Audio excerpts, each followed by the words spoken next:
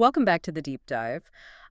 Today we are opening up a file that, at first glance anyway, it kind of looks like it belongs in some Silicon Valley marketing seminar, but it's actually one of the most critical and honestly kind of unsettling concepts in modern pharmacology. It really is, yeah. We're looking at a pretty dense stack of research today involving abuse liability studies, regulatory guidelines, and some really heavy psychological theory from researchers like Robinson, Berridge, and Tibowell. And the headline concept here, the thing tying it all together, is drug liking.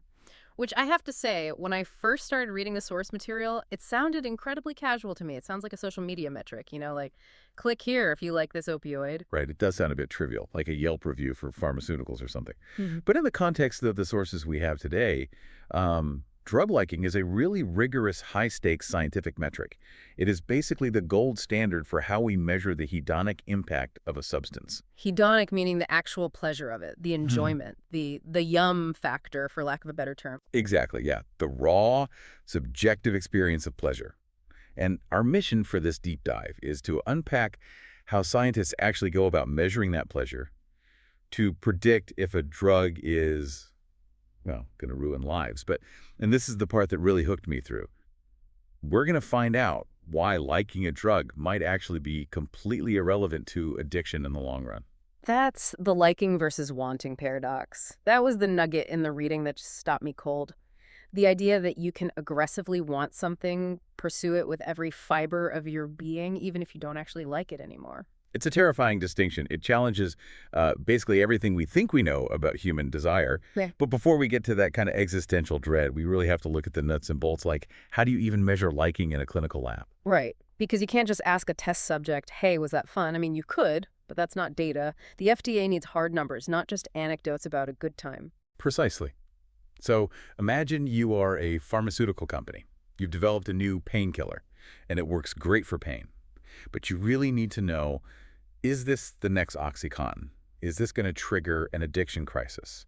You have to quantify the high. You need to measure its abuse liability. And the tool for that, according to these documents, is the VAS, the visual analog scale. Yeah, the VAS. It's the standard tool of the trade in these environments. Now, most people have seen some version of this at the doctor's office, I think, like the pain scale, the line with the frowny face on one end and the smiley face on the other. It's the exact same principle, but flipped.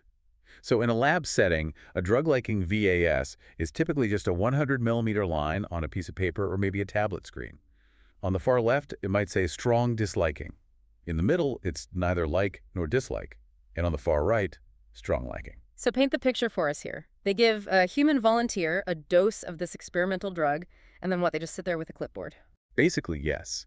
They wait, and at very specific time intervals, say every 15 minutes or every hour, the subject has to make a mark on that line. It sounds incredibly primitive, doesn't it? Just making a mark on a line. But it effectively turns a purely subjective feeling into a hard number between 0 and 100. Wow.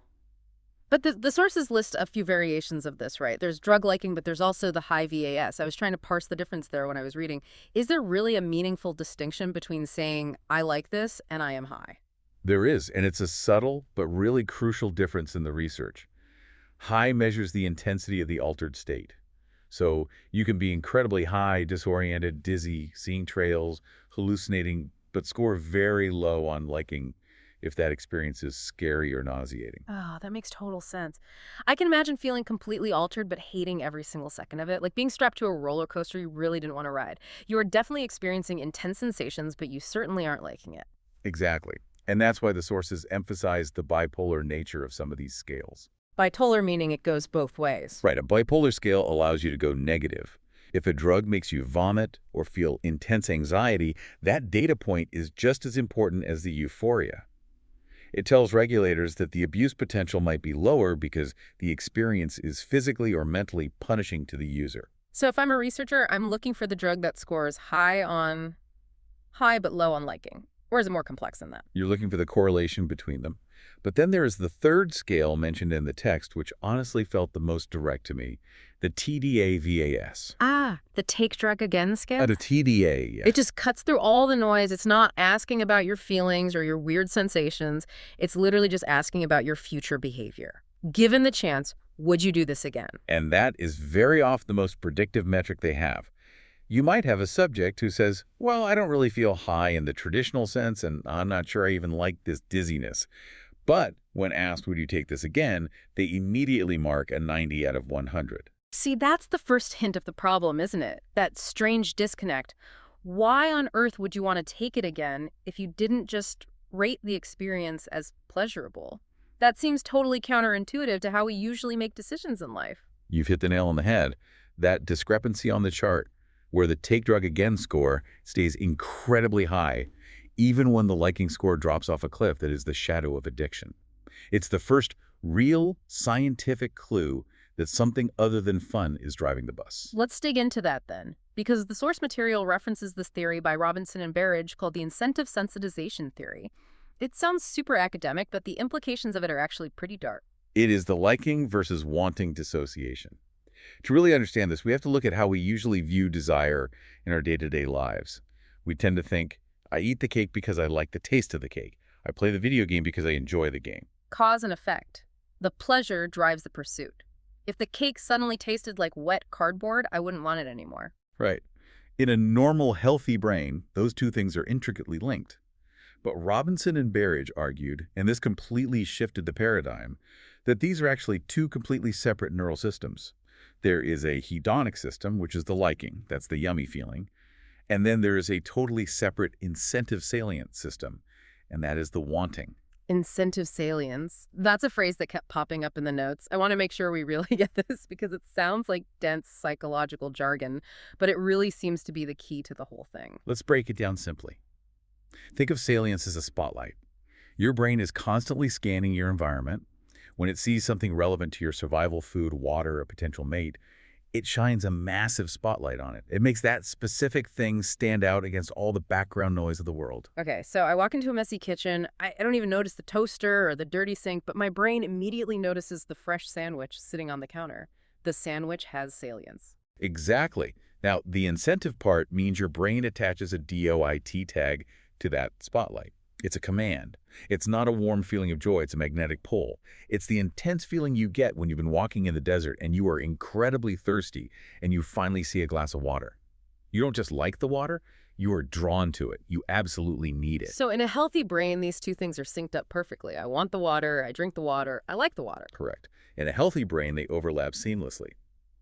But drugs, specifically the ones we're discussing today with high abuse liability, they hack this system. They can artificially crank up the wanting dial to maximum completely regardless of what the liking dial is doing. This totally explains that zombie-feeling people describe in deep addiction, or why people say they are chasing the dragon, right? Yes, that's exactly it. The source literally defines drug wanting as the unconscious attribution of incentive salience. Note the word unconscious there. Yeah. You don't consciously decide to want it. Your brain has physically tagged the drug as being more important than food, more important than sleep, or even your own safety. It is essentially assigned it top survival priority. So when we see a patient in these clinical studies who scores the drug as totally neutral on enjoyment, maybe it just makes them feel tired or slightly nauseous, but they score a 100 on take drug. Again, we are literally seeing that brain hack happen in real time. We are. Their conscious mind is sitting there saying, this isn't even fun anymore, I actually feel sick. But their primitive survival brain is screaming, D, D, yeah, D. And here is the real kicker of the Robinson and Berridge theory. Because physical tolerance builds up, the liking almost always fades over time. You need more of the drug just to get the same baseline effect, but the wanting, that sensitization of dopamine system, actually grows stronger with repetition. God, that is tragic. It means the longer you use it, the less you actually enjoy it, but Yeah. the more you are completely compelled to do it. It's a trap that tightens the more you struggle against it. It really reframes our entire empathy for addiction, I think. We often judge people thinking, why are they choosing to party instead of taking care of their family or their responsibilities? But if you understand this dissociation, you realize they aren't partying at all. The party ended years ago. Now they are just servicing a broken survival mechanism in their brain. It's mechanical. That's the word that keeps coming to my mind. It's not a moral failing. It's mechanical. It's like a software glitch where the purchase button is just permanently stuck down. It is a mechanical glitch. And this brings us nicely to the actual chemicals themselves. The source material provides this sort of rogues gallery of substances that light up these specific systems. Yeah, let's run through that chemical landscape. It's mostly the usual suspects, but there are definitely some nuances here that surprised me. At the top of the liking charts, we have the major stimulants: cocaine, amphetamines, MDMA. Right, these are the heavy hitters because they work so directly on dopamine. And while we just said dopamine is mostly about the wanting system, in the very initial stages, these drugs flood the system so hard and so fast, they trigger massive liking scores too. They basically force the brain to perceive intense euphoria. Then we have the depressants: opioids, benzos, alcohol. Different mechanism there, but a very similar result on the VAS scores. Opioids, for instance, mimic our internal endorphins. Oh. The liking here is often described by subjects as a warm blanket, a total removal of physical pain and mental anxiety. The score goes up simply because the suffering goes down so drastically. But I noticed the source spent a specific amount of time discussing ADHD medications: methylphenidate, which most people know as Ritalin, and lisdexamfetamine. This is a very sensitive and highly researched area. We have millions of people, including millions of children, taking these drugs therapeutically every single day. But chemically speaking, methylphenidate is actually very similar to cocaine in how it blocks dopamine transporters in the brain. Okay, so this is the obvious question then. If the chemistry is that similar, why isn't every kid with an ADHD prescription turning into an addict? Why aren't we seeing that incentive salience hijack happen to everyone taking these meds? That's where the clinical pharmacologic assessment comes in, which was mentioned in the text referencing Volkow and Swanson's work.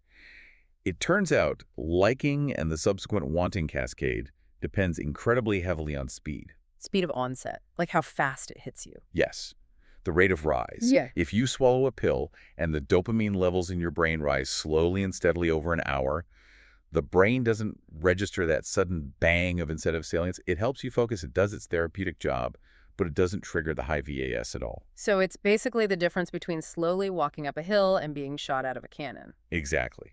But if you were to take that exact same pill, crush it up and snort it. You bypass the slow release mechanism entirely. You turn the hill back into a cannon. Right. The chemical hits the brain in seconds instead of hours. That rapid, unnatural spike is what triggers the liking and the wanting. That's why the abuse liability studies referenced in our sources are so heavily focused on formulation. The drug companies are asking, can we make a pill that works therapeutically, but is physically impossible to crush or inject? Can we make the delivery so slow that it's boring to the brain's reward system? It's an engineering problem. They are trying to figure out how to deliver the medicine without accidentally ringing the euphoria bell. That is the ultimate goal of modern pharmaceutical formulation. They want the purely therapeutic effect without the high abuse liability. Now, there was one inclusion in the list of substances that actually made me check my own desk. I'm literally holding a cup of it right now. Caffeine. Huh, yes, the drug of commerce. The source explicitly says caffeine increases drug-liking scores, but it uses a very specific kind of funny qualifier. It says it increases them limitedly. That word limitedly is doing a whole lot of heavy lifting in that sentence.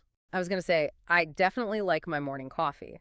And if I don't have it, I absolutely want it. I might even get a headache or get cranky. So how is that fundamentally different from the addiction mechanisms we just spent all this time talking about? It's largely a matter of the pharmacological ceiling. You can rate a good cup of coffee a high on the liking scale, sure. But caffeine has a hard ceiling. If you drink 10 cups of coffee, you don't get 10 times the euphoria. You get the shakes. You get terrible anxiety. You feel like your heart is going to explode out of your chest. The disliking scale kicks in really hard and really fast? Exactly. The negative physical effects override the positive ones incredibly quickly. Compare that to cocaine or opioids, where the ceiling for wanting is virtually non-existent until the user hits toxicity or death. Caffeine creates a habit, and it definitely has reinforcing properties as noted by Griffiths and Woodson in the source material, but it doesn't hijack the incentive salient system to the point where you rob a bank to get an espresso. Usually not, anyway. I mean, maybe on a really rough Monday morning. Fair point, yeah. But generally speaking, society doesn't collapse due to caffeine wanting. So we have the tools with the VAS, we have the core theory with liking versus wanting, and we have the chemicals. I want to zoom out to the real-world application of all this. The source mentions that these measures are core outcome measures for opioid abuse liability laboratory assessment studies. That's quite a mouthful of a phrase, but it basically just means this is the gauntlet. The gauntlet for new drugs before they hit the pharmacy. Yes. Before any new opioid or sedative hits the market, the FDA usually requires these human abuse potential studies. And here is the truly fascinating part about these studies. Who do you think the actual test subjects are? I assumed it was just random healthy volunteers, maybe college students looking for extra cash on the weekend. No, you actually can't use random people. A random person might not even know what a high feels like, or they might just feel sick and confused by the drug. The regulatory guidelines, like those from the IMPACT group mentioned in the text, strongly recommend using recreational drug users. Really? So they specifically recruit people who already have extensive experience with illicit drugs? They do. They need connoisseurs, in a way. They need people who can clearly distinguish between, I feel a little dizzy, and I feel exactly like I just took OxyContin.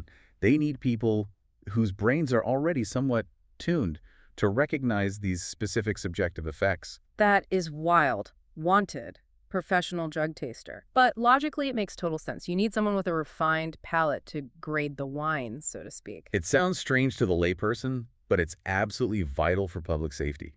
If these highly experienced users take the new experimental drug and say, whoa, this feels exactly like my favorite street drug, and their take drug again score is a solid 100, that drug is in serious trouble. It will either be rejected entirely or put under the very strictest regulatory controls. A firewall. A human firewall against the next epidemic. It is, and here is where the science is getting even more sophisticated lately. We talked earlier about how wanting is unconscious, right? Right, the unconscious attribution of incentive salience. So if I ask a subject in a lab, do you want to take this again? They might just lie to me. Or honestly, they might not even realize that they want it yet. Conscious filtering, like they think, I shouldn't want this, so I'll be good and say no. Or maybe they're just bored and want to go home. Exactly. The explicit, verbal answers can be flawed. That's why the source brings up implicit measures, specifically referencing the work by Thibault and colleagues. These are tests designed to bypass the conscious talking mind entirely. How do you do that? Are they reading their minds with electrodes? Close, actually.